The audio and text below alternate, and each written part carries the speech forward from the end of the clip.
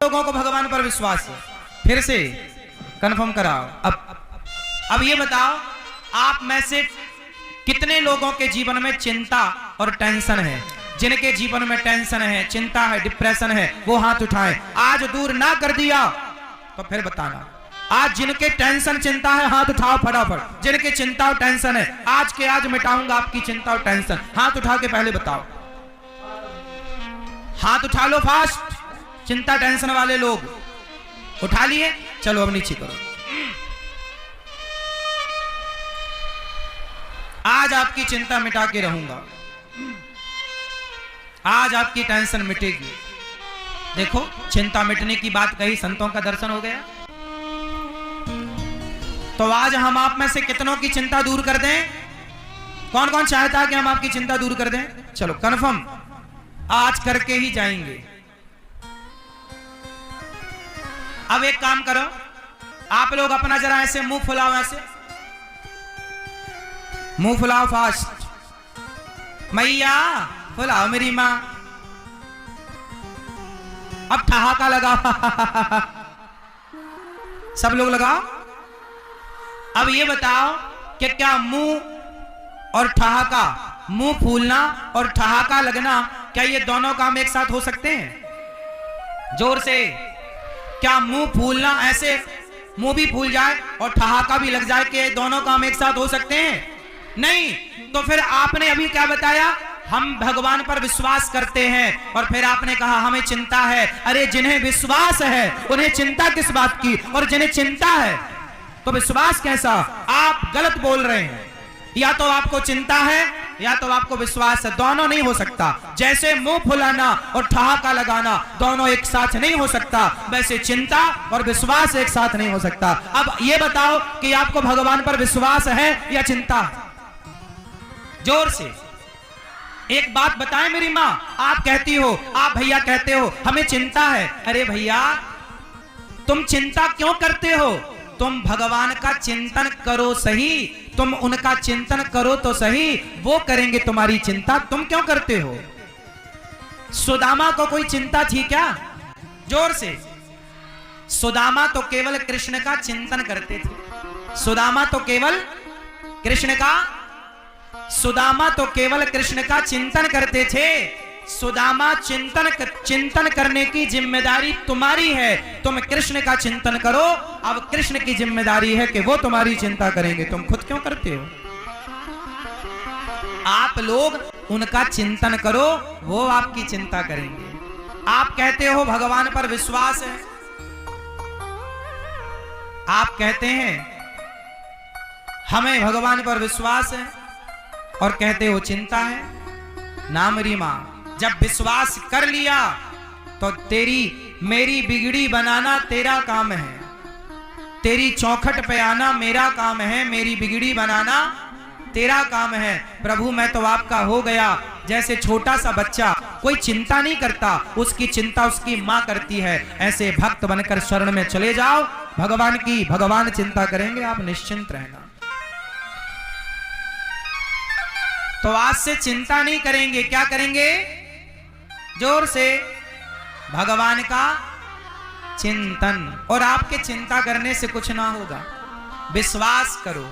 भगवान सब, वो आप अपना कर्म करो, आगे की जिम्मेदारी भगवान की। विश्वास रखो भगवान पर, कर्म ईमानदारी से करो, फिर देखना चिंताएं मिट जाएंगी, आप सुखी हो जाएंगे। प्रहलाद जी ने कहा पांचवी भक्ति विश्वास। भगवान का नाम मंत्र जाप मम दृढ़ विश्वासा, पंचम भजन सुवेद प्रकाशा। भगवान का नाम किसके साथ जपना है? विश्वास के साथ। तो कितने लोग भगवान पर विश्वास करेंगे? और चिंता का त्याग कर दो। विश्वास है तो चिंता नहीं होनी चाहिए। आप लोग कहते हो ना विश्वास है, विश्वास नहीं है आपको, आपको तो केवल चिंता है। आप कहते हैं मेरी बेटी का ब्याह कब होगा महाराज, मेरा दुख दूर कब होगा महाराज, मेरा घर कब बनेगा महाराज, मेरा कर्जा कब दूर होगा महाराज, मेरे बेटे की नौकरी कब लगेगी महाराज, मेरे शरीर का दर्द कब ठीक होगा महाराज। मेरी माँ, ये जो तुम्हारे दुख हैं, ये तो तुम्हारे दुख तुम्हारे कर्मों से मिलने ही मिलने हैं। इन दुखों को कोई माई का लाल दूर नहीं कर सकता। यदि संसार में आपका दुख कोई दूर कर सकता तो अब तक कोई कर देता। यदि दुख दूर कोई कर सकता है तो केवल भगवान दुख दूर कर सकते हैं। इसलिए क्यों किसी को पुकारना, क्यों दर दर की ठोकर खाना, क्यों ना भगवान के भरोसे रहना। आपका दुख कोई दूर नहीं कर सकता। बताओ, भीष्म पितामह भक्त है ना, पर बाणों की सैया पर लेटना पड़ा कि नहीं? हाँ या ना? अर्जुन भक्त है या नहीं? जोर से हाँ या ना? अर्जुन भक्त है, लेकिन 12 साल वनवास जाना पड़ा। तुम कितने भी बड़े भक्त हो, सुदामा भक्त थे, पर भाग्य में गरीबी थी तो भोगना पड़ा। जो तुम्हारे हिस्से का दुख है, चाहे हंस के उठाओ चाहे रो के उठाओ, कहीं माथा पीटने से तुम्हारा दुख दूर होता तो आज तक सबका दुख दूर हो जाता। इसलिए पागलों की तरह यहां वहां माथा ना पीटो, केवल भगवान के चरणों में विश्वास रखो। माथा पटकना है तो भगवान के चरणों में, हे प्रभु मैं आपका हूं, मैं आपकी हूं। यदि कोई दुख दूर कर सकता तो द्रौपदी का कोई दुख दूर कर देता, पितामह का दुख दूर कर देता। हमारे हिस्से का दुख हमें भोगना पड़ेगा। जो हमने कर्म किए हैं अच्छे या बुरे, भोगना पड़ेगा। हंस के भोगे या, इसलिए भोगो। को न काहू को सुख दुख कर दाता, निज कृत कर्म भोग सब भ्राता। ये ईश्वर की कर्म विधान है। आप लोगों को लगता है कि बाबा जी महाराज जी मंत्र पढ़ दें हमारा दुख दूर हो जाए ना, ऐसा कोई मंत्र नहीं है जिसको पढ़ के आप अपना दुख दूर कर लो। एक ही मंत्र है, केवल कृष्ण नाम, एक राम नाम। राम की शरण में जाओ, भगवान को रोकर पुकारो, वो दुख दूर करेंगे तो दुख दूर होगा। इंसानों के बस की नहीं है। इसलिए भोगना सीखो। हमारे जो दुख हैं वो हमें भोगने हैं। बड़े बड़े संतों ने अपना कष्ट भोगा है, बड़े बड़े संतों ने अपना कर्मदंड भोगा है। भगवान राम को 12-14 साल का वनवास मिला, उनका ही अपना कर्मदंड था। माता सीता को वनवास मिला, जाना तो पड़ेगा ना साहब। फिर अच्छा ये बताओ, एक छोटा सा प्रश्न आपसे मैं पूछ लूं। भगवान राम ने माता सीता को वनवास भेजा, ये सुना है आप लोगों ने? अच्छा ये बताओ, माता सीता के वनवास जाने में कारण कौन था, जिम्मेदार कौन था? जब माता सीता रावण के यहां से वापस आई, राम जी के साथ रही और राम जी राजा बने, सीता मैया रानी बनी, उस समय एक किसी धोबी के कहने से भगवान, थोड़े क्रेजी तो सब होते हैं, मगर माता सीता को निकाल दिया। क्या किसी के कहने से राम जी ने सीता मां को निकाल दिया? क्या ये राम जी का निर्णय और न्याय सही था? उत्तर दो, सवाल है आपसे। क्या किसी के कहने से अपनी पत्नी को निकाल देना सही था? उत्तर हां या ना में। मां, मैया, भैया ध्यान से सुनना सरकार, बहुत गंभीर बातें आपको सुना रहा हूं, सुनिएगा। बताओ, राम जी ने माता सीता को वनवास भेजकर राम जी ने सही किया या गलत किया? या सही या गलत ये तो अपनी जगह है। ये बताओ, माता सीता के वनवास जाने में जिम्मेदार कौन था? उत्तर दो, कौन जिम्मेदार था? ये मैया बताएंगी। द्रौपदी? कौन द्रौपदी? धोबी? बताओ, माता सीता के वनवास जाने में जिम्मेदार कौन था? ये मैया कह रही है वो धोबी जिम्मेदार था। आप बताइए, आप किसे जिम्मेदार मानेंगे? उत्तर दीजिए आप। माता सीता के वनवास जाने में जिम्मेदार कौन था? उस जिम्मेदार का नाम बताओ। आप बताओ। कोई नहीं? ऐसा कैसे हो सकता है कि कोई जिम्मेदार ना हो? धोबी? कौन? उर्मिला? आप बताओ, मैया आप बताओ। चलो भैया लोग बताएंगे। कौन?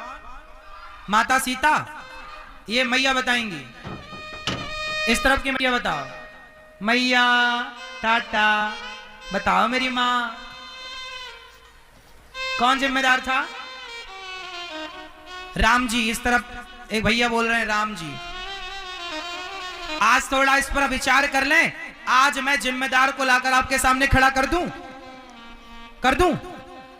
सुनो फिर, मन लगाकर सुनना, एक भी शब्द ना गवाना, ध्यान से सुनना। आज मैं उस जिम्मेदार को पकड़ कर लाऊंगा जो माता सीता के वनवास का जिम्मेदार है। उस जिम्मेदार को आज हम आपके समक्ष पेश करेंगे। सुनो, कार्यवाही शुरू होती है। अब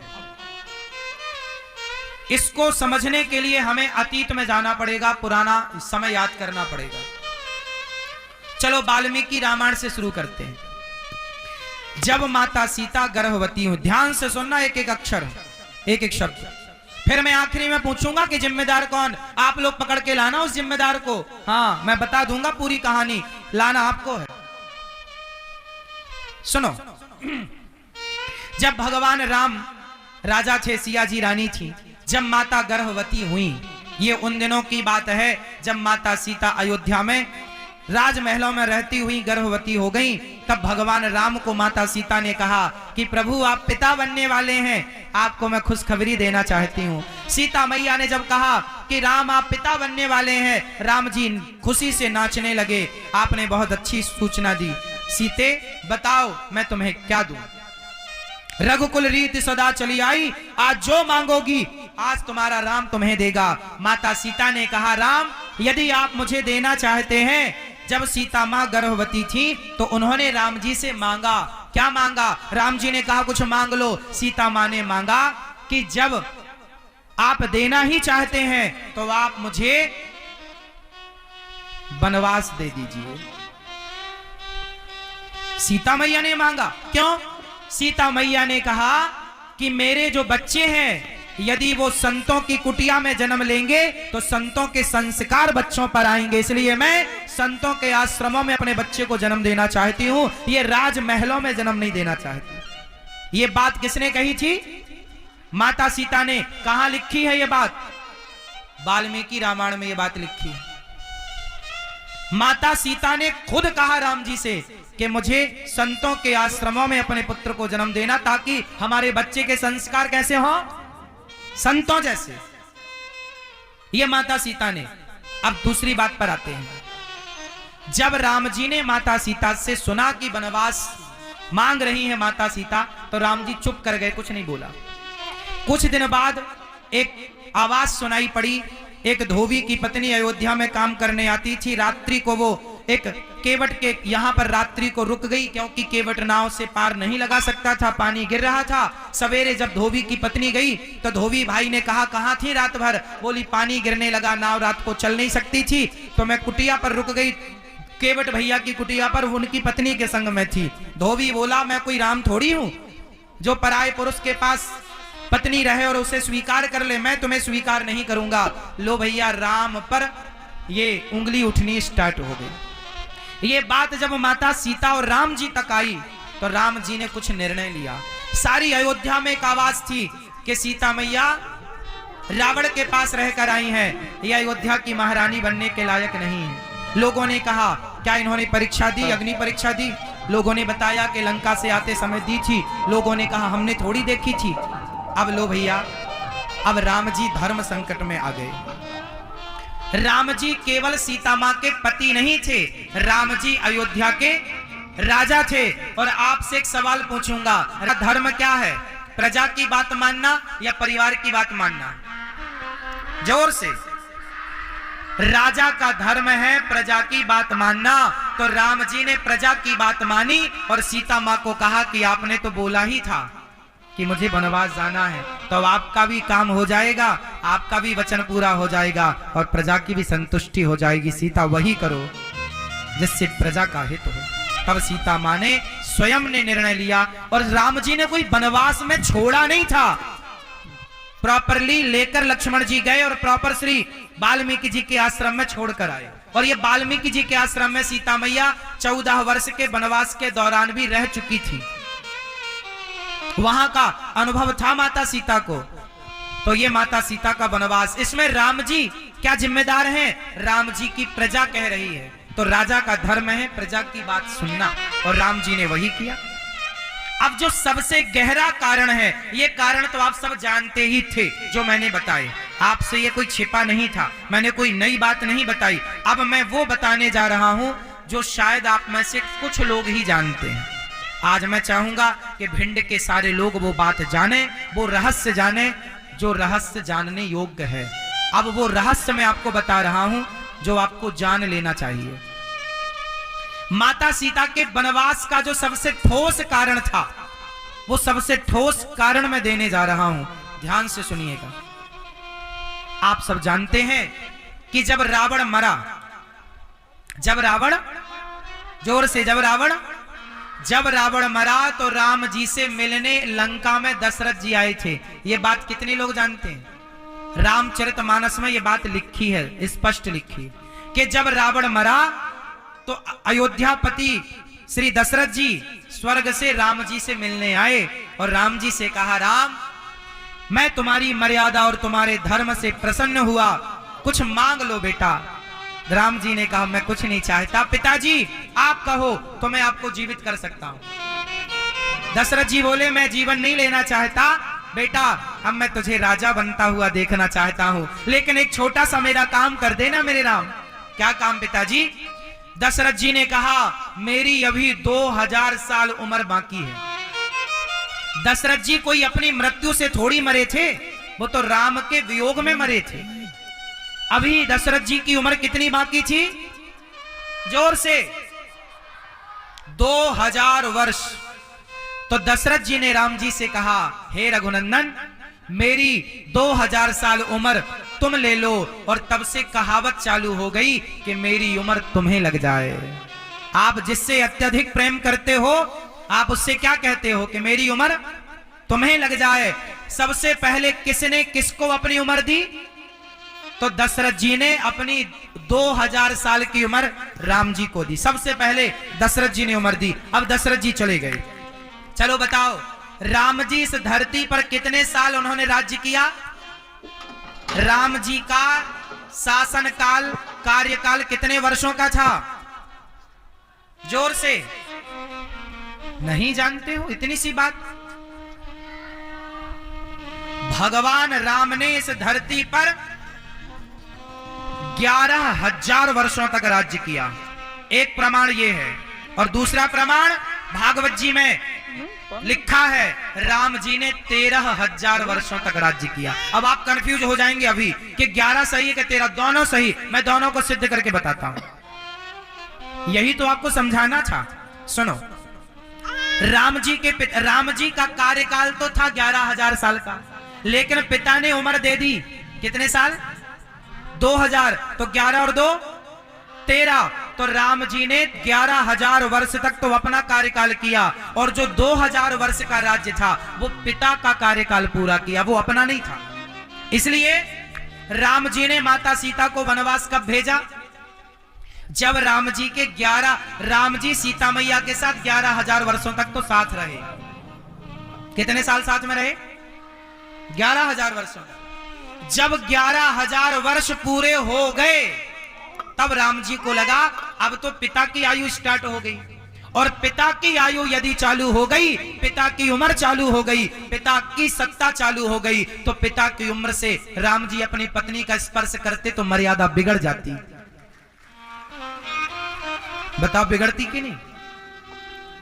पिता की आयु से यदि सीता मां का स्पर्श होता तो वो ससुर सीता का स्पर्श करते, ससुर बहू, तो मर्यादा बिगड़ती।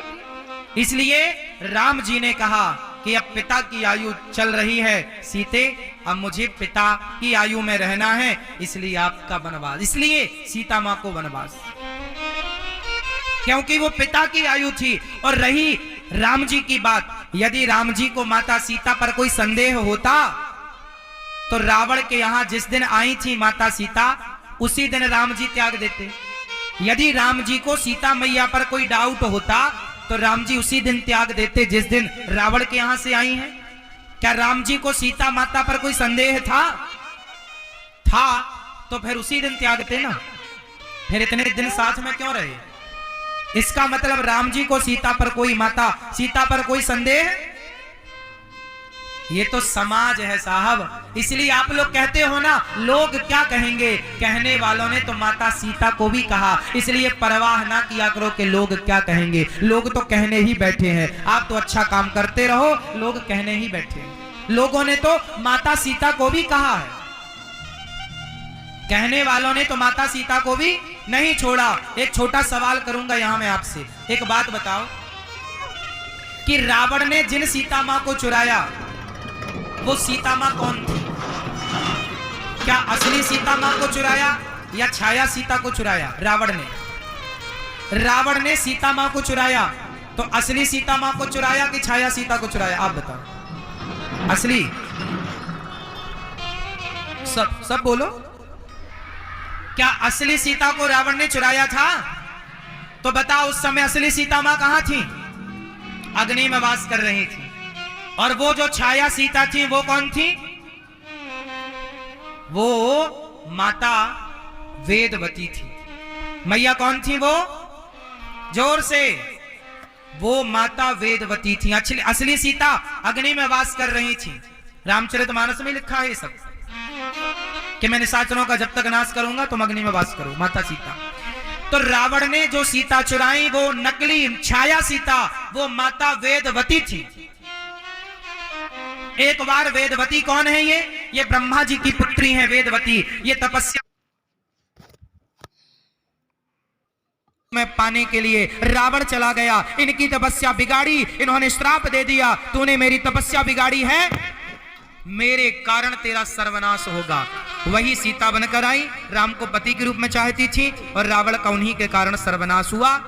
फिर उन्होंने कहा कि मैं आपको पति के रूप में कब प्राप्त करूंगी? तब राम जी ने कहा कलयुग में पा लेना। वही वेदवती कलयुग में पद्मावती बनकर आई और वही राम तिरुपति बालाजी बनकर आए। और तिरुपति बालाजी का नाम तो सुना होगा, तिरुपति बालाजी का विवाह माता पद्मावती से हुआ, वही थी